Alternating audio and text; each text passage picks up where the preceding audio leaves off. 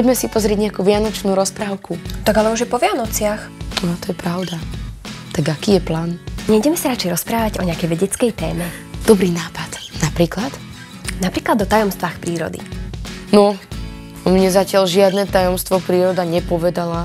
Vieš čo? Pre mňa je najzaujímavejšie tajomstvo prírody, ako príroda vlastne vznikla.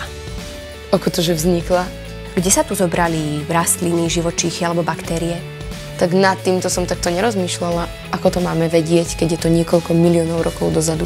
No, kiežby miliónov, ale to je oveľa viacej. Veď živá príroda je tu už možno aj 4 miliardy rokov. No ale to sú stále milióny.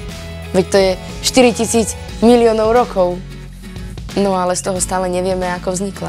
No to je pravda, to je tá komplikovanejšia otázka. Problém je totiž v tom, že o prvých organizmoch na Zemi nemáme žiadne dôkazy, žiadne paleontologické nálezy, žiadne skameneliny, takže to najlepšie, čo môžeme spraviť, je pozrieť sa, ako vyzerajú bunky dnes a skúsiť z toho odvodiť, ako vyzerali kedysi. Pomôcť nám môže napríklad to, že aj rastlinné, aj živočíšne, aj bakteriálne bunky majú čosi spoločné. Viem čo. Každá bunka má DNA.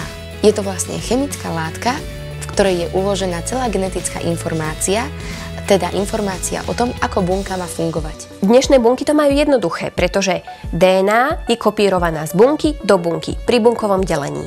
No ale to je dneska. Chápem. Tajomstvo prírody. Takže otázka znie, čo bolo skôr, bunka alebo DNA? Teda vajce alebo sliepka? Vedci si myslia, že kedysi bunky boli oveľa jednoduchšie.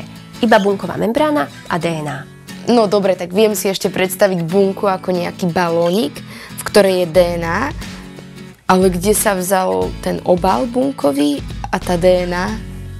Najprv sa musíme zamyslieť nad tým, ako vyzerala Zem kedysi. Ako teraz?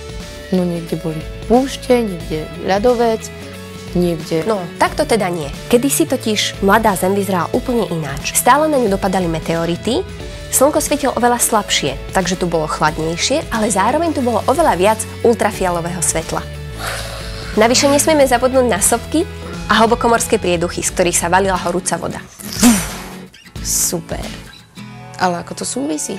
No to spolu absolútne súvisí, veď to, aké tu boli podmienky, určovalo to, aké chemické reakcie tu môžu prebiehať. To znamená, že napríklad ultrafialové svetlo alebo zmeny teploty mohli umožniť, že z anorganických, teda neživých látok, vznikli látky organické, teda živé. Veď my vôbec nevieme s istotou povedať, že to tak je. Ha! A to práve vieme s istotou povedať.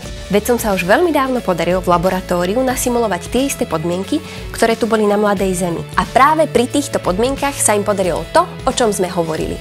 Spraviť z anorganických látok organické. No ale ja to chcem zistiť sama. Tak to sa musíš doučiť viacej chémie. Joj.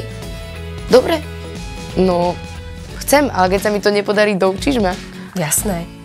Tak fajn, tak sa idem učiť. A my sa vidíme o mesiac vo vedeckom okienku.